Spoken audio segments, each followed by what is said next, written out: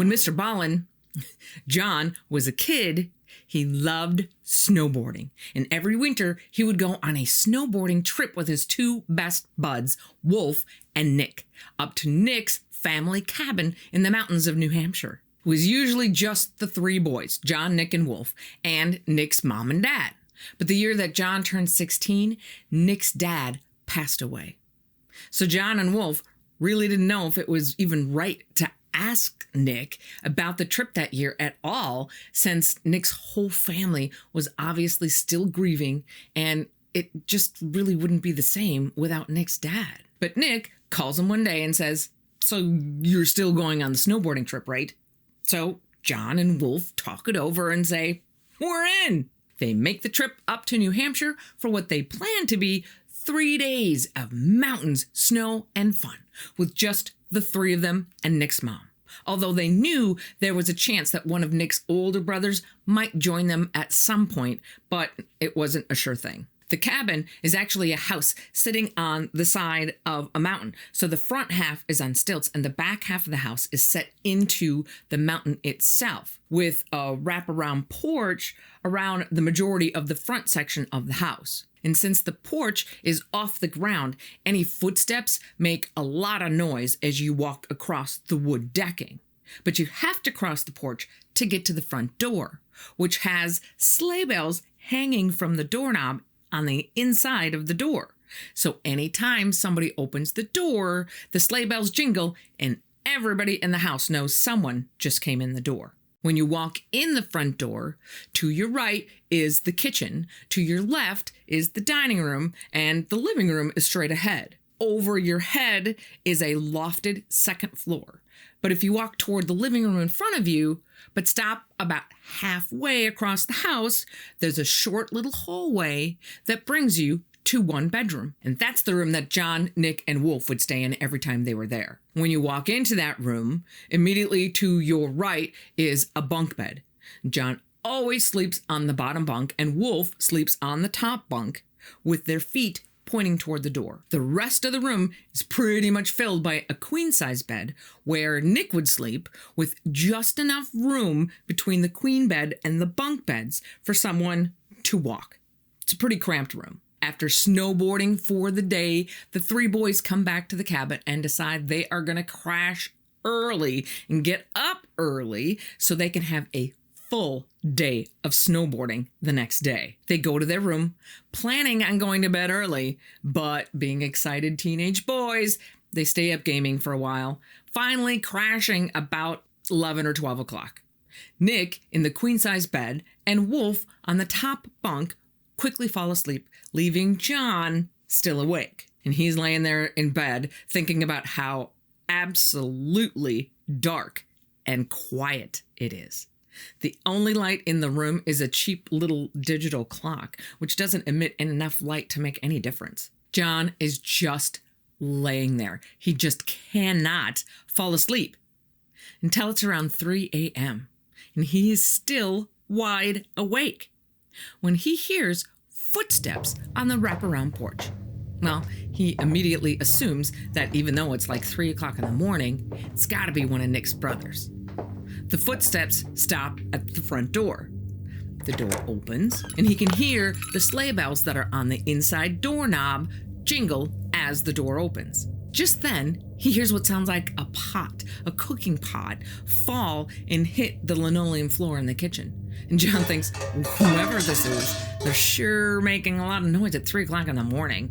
He also notices he didn't hear the front door close, but he figures they're just bringing in their stuff and leaving the door open so they can go back and get more stuff. But he starts to hear the footsteps getting closer to their room, but making the same sound inside as they did when they were outside on the porch.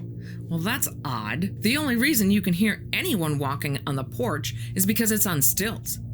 Footsteps inside the house are on a concrete slab. There should be no sound at all. As the footsteps are getting closer, John knows something isn't right and is suddenly feeling uneasy. These footsteps, they're not right, and the front door still hasn't shut. But he's still thinking it has to be one of Nick's brothers. The footsteps continue slowly through the house, stopping about halfway. They pause and begin to walk down the small hallway toward the boys' room. Now, it's pitch black in the room, and John's thinking, why didn't they shut the front door? Forget that it's 3 a.m., forget that he's hearing unnatural footsteps moving through the house. The one thing that is making the hair on the back of his neck stand up is why didn't they shut the front door? He keeps thinking, that just seems like such a bad idea. There are animals out there. It's freezing out there. Then the footsteps stop again, right outside their closed bedroom door. As the door opens, John clearly sees this shadow figure walking into the room. Even in the pitch black room, he can clearly make out a black silhouette. Remember that John is in the bottom bunk, so when he looks out through the space at the foot end, all he can see is like the shoulders to the thighs of whoever's standing there, depending on how tall they are. But as it walks in, what he sees framed in that space between the upper and lower bunks isn't this thing's midsection, but its hips. The hips are so high, meaning its legs are extremely long. And if its full body is proportionately sized for these legs, then they're dealing with a 10-foot tall person.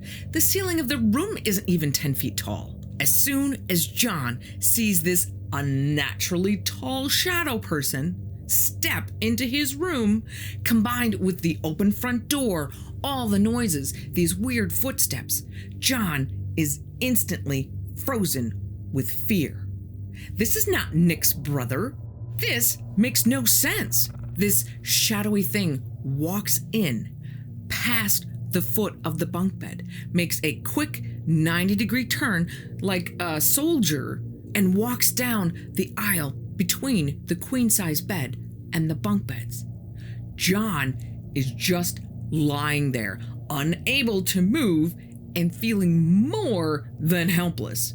All John can think about at this moment is, please, just don't bend down and don't look at me. If this thing looks at him, that's it. He's done. Now it's right next to John, who's literally frozen. It stops and does another quick military turn, but it turns away from him towards Nick in the center of the room. It bows down through Nick's bed and just disappears. John's mind is racing. This can't be real. But he heard the door open. He heard the chimes. The pot hit the floor. The footsteps. He saw the door open and this thing walk into the room, even though he's in complete darkness. And he saw it walk down that aisle right in front of him. And he did just now see this thing, whatever it is, bow into that queen-size bed, sink down into it, and disappear. John's mind is scrambling, trying to bring some logic and reality back to this situation, but nothing makes sense. He lies there all night, absolutely petrified, expecting that this thing is going to come back up and look at him. That was his biggest fear, that whatever it was, he did not want it to look at him. All he could do was lie there frozen all night. Finally, around 5 or 6 a.m., he hears Nick's mom making coffee and kind of talking to herself. And this sound snaps John out of his paralyzing fear. He was no longer alone, which is enough to give him the courage to move. Even if that thing is still in the room, now he has somewhere else, someone else to go to. So John gets up quickly, goes out to the table, and sits down. Nick's mom pours him a cup of coffee, and John can tell she knows something's off with him. But she just lets it be. He thought just bursting into a rant about the ghost thing that he just experienced felt a little inappropriate, like it might hit too close to home for Nick's mom, who was still mourning the loss of her husband. But after a bit, he finally asks, "Did either of your two sons come in last night?" "No," she says. John thoughtfully nods for a moment and says, "Okay." And reading John's reaction, she says, "I heard my husband here last night too." For John, that just makes it worse. Not only is she confirming what he hopes is just a bad dream, but also creating the story that it's her husband watching over them. He knows it's not real and thinks his question sparked something in her to create the story as a kind of coping mechanism of some kind. He clearly doesn't want to ask her any more questions and feels terrible about asking her any at all.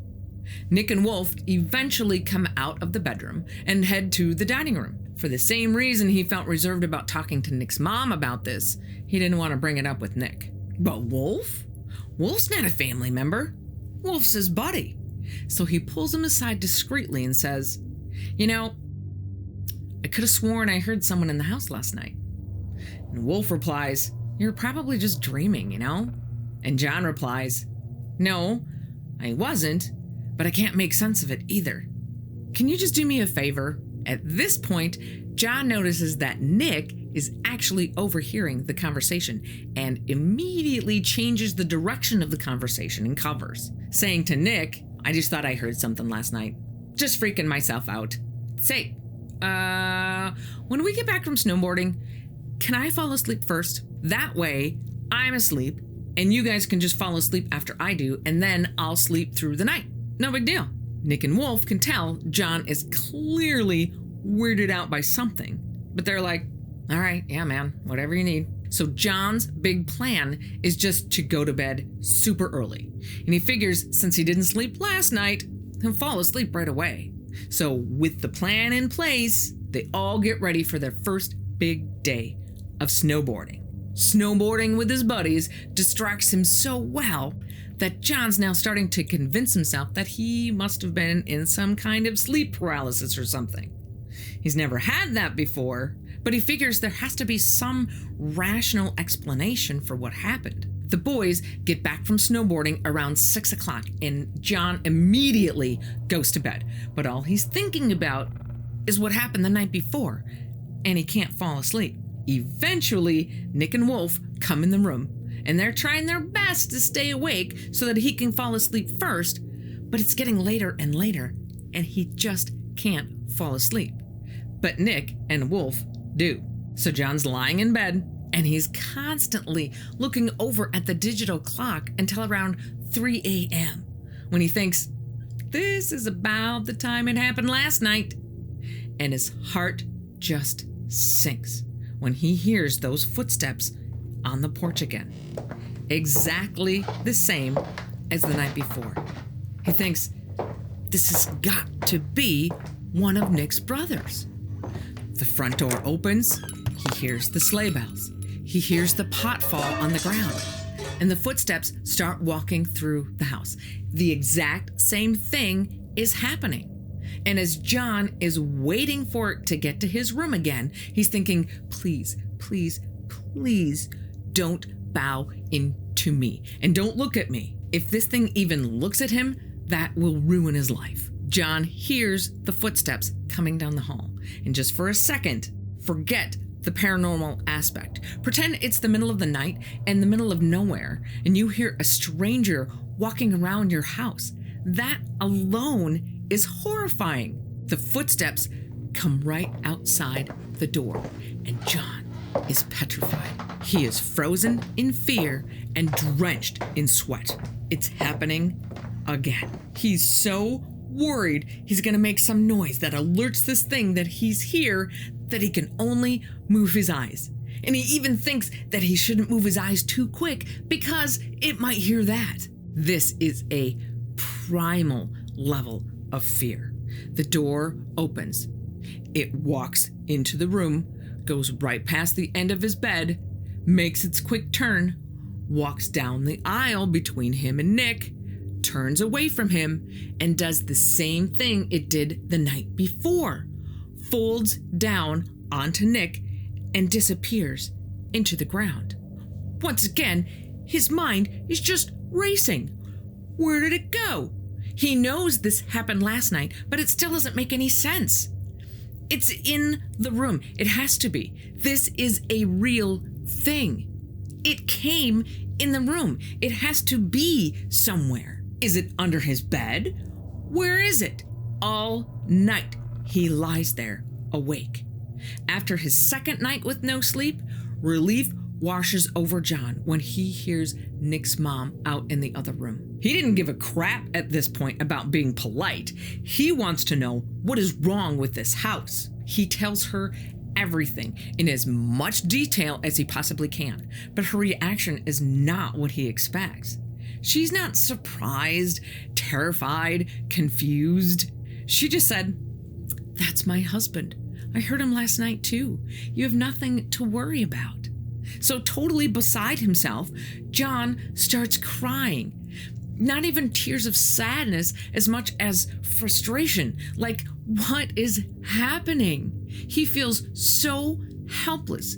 And no offense to Nick's mom, but he thinks she's just nuts. But at the same time, she heard the exact same things as he did. So how can she be crazy? John starts thinking, I need to leave. I need to get out of here. But he can't. Nobody's leaving that day. And Nick's mom likes the fact that her husband's there, so she's not trying to leave. To get out, he would have to call his parents and tell them to drive to New Hampshire to come and get him because he's seeing ghosts. And you know they would ask him what's wrong, and he is just not prepared to have that conversation. So he decides to stay. Nick and Wolf finally get up and come out of the room. Wolf immediately looks at John to get a read on what is happening, and he can see John's been crying. John tells them both what happened. Nick's pretty unaffected, but Wolf, on the other hand, doesn't know if it's a ghost or not, but certainly understands that something's going on. On her way to drop the boys off for their snowboarding run that day, Nick's mom makes a stop at a local store where she buys a new coffee table for the cabin. When the boys return at the end of the day, they grab the coffee table from the car, bring it inside, and put it at the foot of the stairs to the loft. That night when they go to bed, John is ruthless in trying to keep Wolf and Nick awake. He's kicking Wolf's bunk above him and kicking Nick's bed next to him. He was doing everything in his power to keep them awake because he couldn't sleep. He's terrified. It was the worst night of his life. And the nail in the coffin is that during the day, they found out that neither of Nick's two brothers were going to be making the trip. So no one should be at the house except for them. So that night, John's laying there, and after all of his attempts to keep Nick and Wolf awake, they fall asleep. Everyone's asleep. The house is pitch black and deafeningly silent. And sure enough, around 2 or 3 o'clock in the morning, he hears those footsteps on the porch. The door opens, he hears the sleigh bells ring on the door, Pop falls on the ground, and the footsteps walk into the house. This is the third time that all of this has happened. And in a weird way, this actually gave John just a sliver of a feeling of security, because at least he knew what was about to happen. So this thing walks into the house, but instead of going down the hallway toward the boys' room, it keeps walking into the living room where the loft stairs are, where he hears the creak of the steps as it's going up, which is where Nick's mom was sleeping. Now it's above him.